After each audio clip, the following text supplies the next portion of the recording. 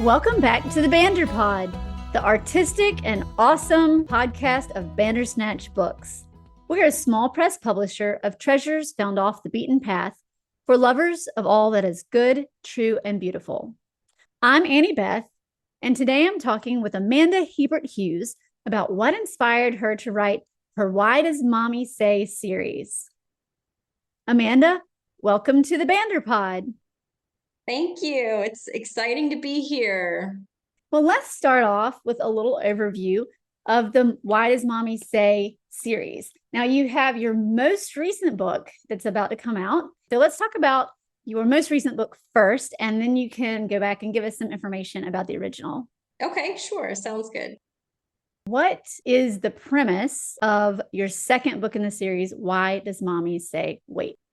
You can begin to judge this book by its title and cover. It delivers what it says it's going to. It is a conversation about why we have to deal with this very frustrating boundary called wait during child development, human relationships, and just kind of demystifying that in a very nurturing, compassionate, empathetic way. So, how do you accomplish getting this message across to both the children and the parents? It naturally came to me that it is a book about the child who's reading it. That's why there's no faces in this entire series. That's why the skin tones vary. It is a story about the readers. And I want every child to automatically take in that role and say, yes, this is the frustration that I have. And then the story just very naturally visits very familiar scenarios and connects the dots as to boundaries and love. I'm curious, has anyone ever told you they noticed that? Or do people seem to maybe that's a subconscious thing? They don't really realize that they're identifying with it because of, of those subtle differences. Yeah, a lot of adults who have reviewed my books, they do indicate on how inclusive that they are. The most memorable feedback I have about the no faces was at a Matthews Alive festival that Bandersnatch Books was at, and I was there doing some readings. This precious 4-year-old girl said, "Why aren't there any faces?" And I said, "It's because this is a story about you." And she goes, "Oh," she lit up immediately and was just amazed. Super memorable and always will be, but just seeing her face light up, that's really the main highlight. And the glorious thing about being an artist and an author is seeing people inspired and impacted by your work and seeing them respond to it. I even remember after I did a reading at a Bandersnatch Books event, one of the little ones just came up and hugged me afterwards to say goodbye. These experiences are just something that I never anticipated as being an author, and it's just the best. I've got a story for you. I was at the Great Homeschool Convention in Greenville, South Carolina last year, and a mom walked by our booth and she pointed at your book and she said, "That is my son's favorite book." And she said she bought it the previous year at the same homeschool convention. And ever since then, they had read it every day. Oh, he's read that book every day for the past year. Not everybody's going to love everything we do, right? I'm an author, and there are people even in my own family who haven't read my book. So you've got to understand that there will be people who don't. But what's amazing to me is that when the people who are impacted by what you've done, like that makes it all worth it, in my opinion. Yes, you're right. I love that story. That's awesome. I hope we see her this year and we can tell her that we have another one. So, Amanda, how do you think being an autistic artist helps you be that person who understands what the child needs to understand, or to be able to learn the lesson or get the message across in your books? Yeah. So my being a openly autistic person, I really believe is the reason why this whole series exists. I did not set out one day to write children's books. That was not ever me. I was actually a nanny. I was an on-call nanny. It was a job that I had high school through college, where every day I'd go to a different household and take care of different children. And it was before, we had smartphones, and I could just scroll the whole time while the kids were napping just to pass the time, whatever. I had my journal with me.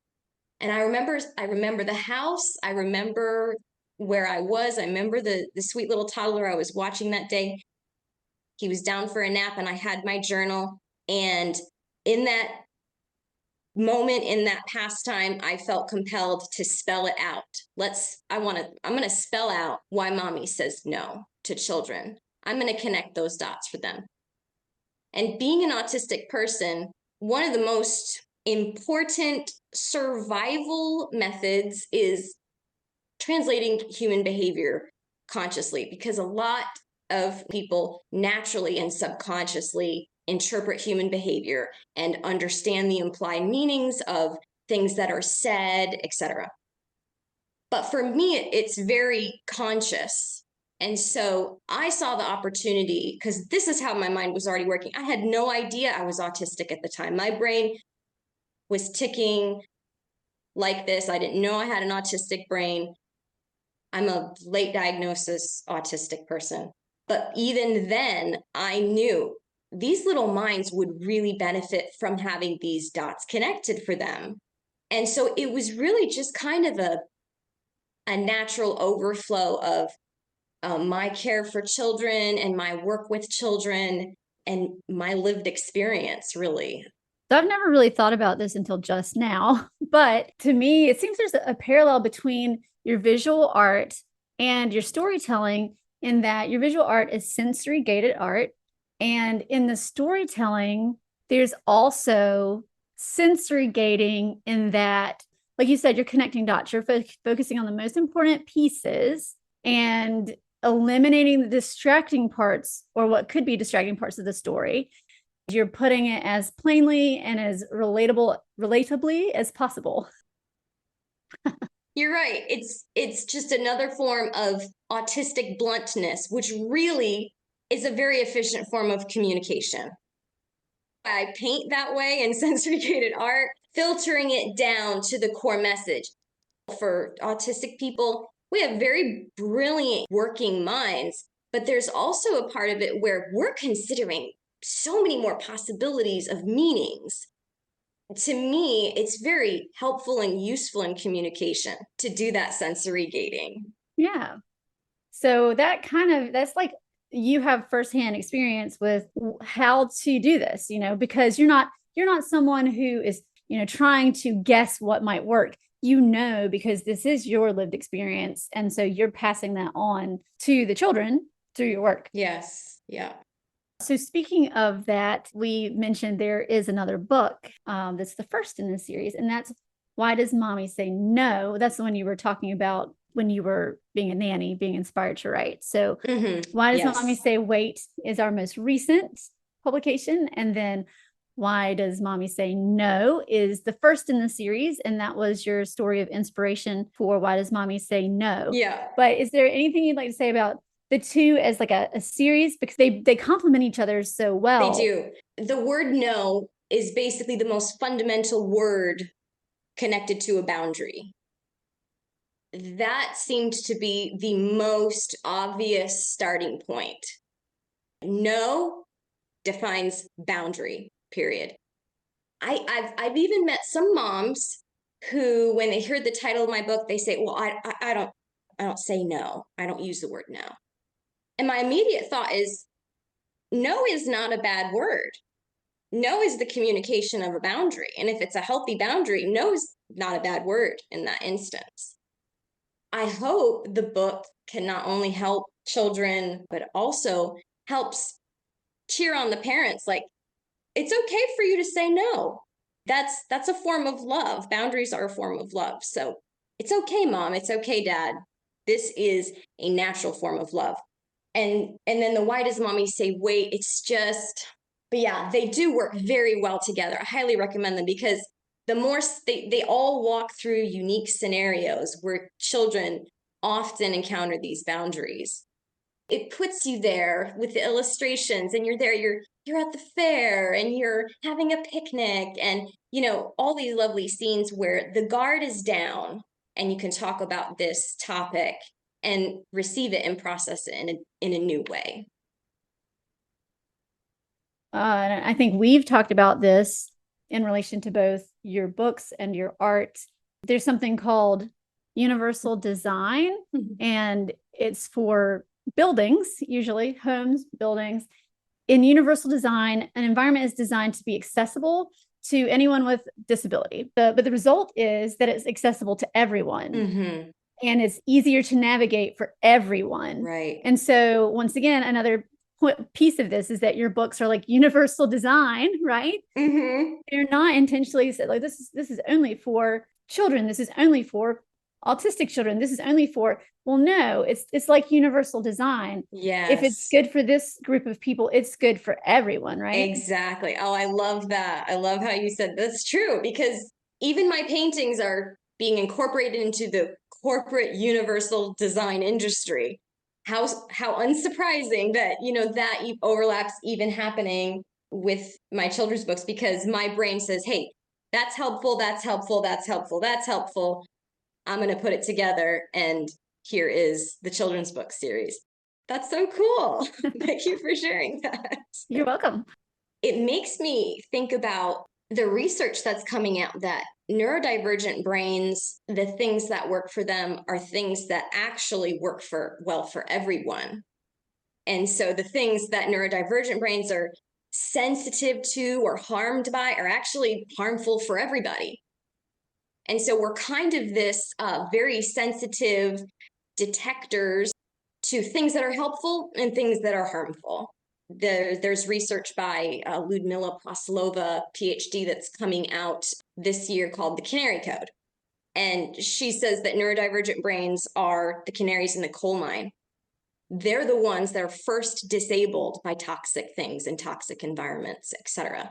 And so we should leverage and learn from them and apply the things that are helpful to them for everyone. Is there anything in particular about the book series that we haven't talked about that you wanted to make sure to let people know? There are tons of Easter eggs throughout all of my illustrations. I don't think I've actually sat down and done an inventory of them all. In the summary scene of Why Does Mommy Say Wait that's about to come out, there's a lot of bumblebees, and they're very interested in the lemonade that they're having at the picnic. And it has nothing to do with, the conversation, but it's there. And it's something for kids to discover. And the bumblebees are just so cute. I think the bumblebees are adorable. But the backstory to that, too, is that my daughter had a horrible fear of bees while I was illustrating that. And so I incorporated these adorable little bees into the scene just to help her endear to them a little bit more and just give a little, I guess, hat tip to that. But obviously people aren't going to know that, but there's so many Easter eggs to discover, even just by exploring it. I don't know if I should give away some of them so that people know to look for them. Should I give away one? Yeah, you can talk about Okay.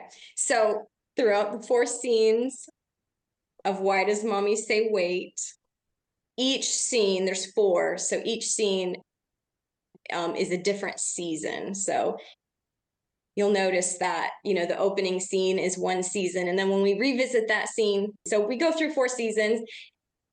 I wonder if people are going to know this. They will now that they've heard this. Yeah, I love that. And as a child, my sister and I had, probably more my sister than me because she was younger than me, but we had the little critter books. And I always enjoyed finding the mouse and the spider in Little Critter. It was like my favorite part. I probably don't even remember what the books were about, even. I don't know what Little Critter was up to, but I do remember having fun finding the mouse and the spider. So that type of thing is really appealing to me. And I think kids in general just love it. I think it makes them see how smart they are. They just notice those things. It made me feel smart when I was younger and I saw those things. Yeah, I love that. Okay, so Amanda, we've used the term sensory gated, I think, on here a couple of times, and I realized we have not defined that. Can you please give us a definition of sensory gated? Sensory gated art is inspired by the cognitive process of sensory gating. Every brain does it. It's how it filters out important information from the unimportant information as taken in through the five senses. So that is a sensory gated definition of sensory gating. Great.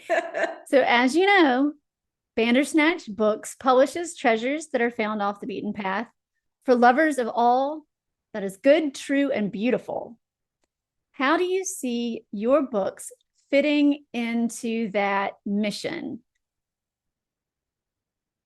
Oh, I can think of a bunch. I have to sensory gate it.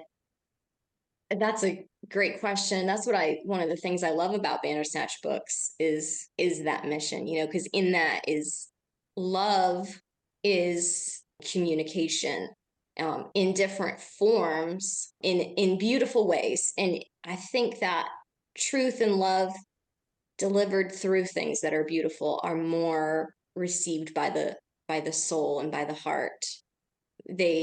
They sink in deeper, they impact us longer. That is how I think that the White as Well May Stay series and truth, it's true that boundaries are loving, whether we like that or not. Boundaries are based on truth, and so we can't thrive if we ignore truth.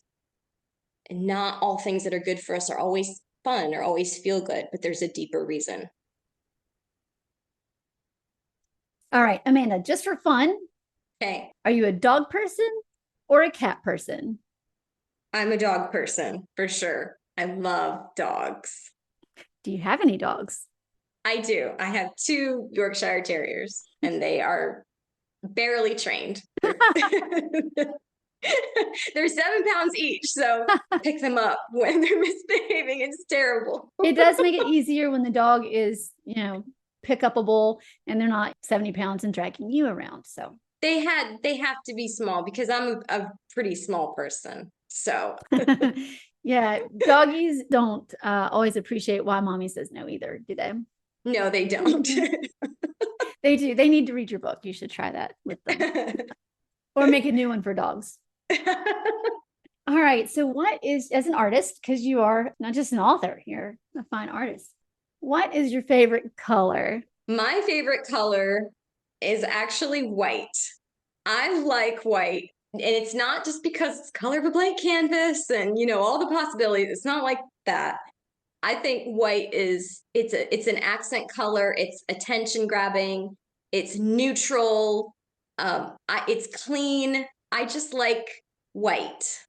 That makes sense. A lot of authors will tell you that they like the sight of a blank page. Well, some of them get scared at the sight of a blank page, but others feel inspired by the sight of a blank page. So, right.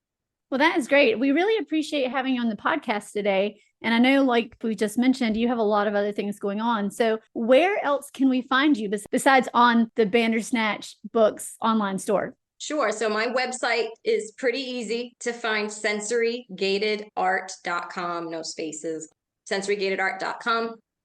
That's where you can learn more about sensory gated art. If you want to follow my children's books links, which will drive you right to the Bandersnatch Books store, you'll just click on writings. If you want to follow me on social media, I'm on LinkedIn, Facebook, Instagram. You can find those handles by the logos on my homepage. All right. Well, thank you. I hope you will find that you have a few more followers after they listen to this podcast. Yeah, maybe so. All right, well, thanks for talking with us today, Amanda. My pleasure. Thank you so much for having me. This was really fun. You're welcome. May you find bookish treasures in your wanderings off the beaten path. Thanks for listening in to our conversation today on the Banderpod. We hope you'll check out our full catalog at bandersnatchbooks.com. The Banderpod is produced by Rachel S. Donahue, A.B. Donahue, and Carolyn Claire Gibbons. Audio engineering by S.D.G. Morgan. Artwork by Evelyn Warnamundi. Many thanks to our friend Chris Slayton of Son of Laughter for our theme song, Cricket in a Jar. Find links and more in the show notes. All right, listeners, before we sign off today, we need your help. We've been told we should name the beastie on our Banderpod logo, and we'd love to hear your suggestions. Leave us a note in the comments for this episode on Substack. That's at bandersnatchbooks.substack.com, or as a comment on one of our Instagram or Facebook posts for this podcast.